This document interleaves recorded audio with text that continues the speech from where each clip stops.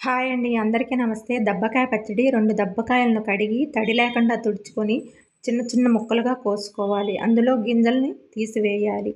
ఒక ప్లేట్‌లో వేసుకొని అందులో ఉప్పుని వేసుకొని చిన్న స్పూన్ పసుపేసుకొని కలుపుకొని ఒక గిన్నెలో వేసుకోవాలి. గిన్నెలో మూత పెట్టుకొని రోజు కలుపుకోవాలి. 7 రోజుల తర్వాత మూత తీసివేసి అందులో 200 గ్రాములు కారము, మెంతులు, ఆవాల పొడుము వేసుకొని కలుపుకోవాలి.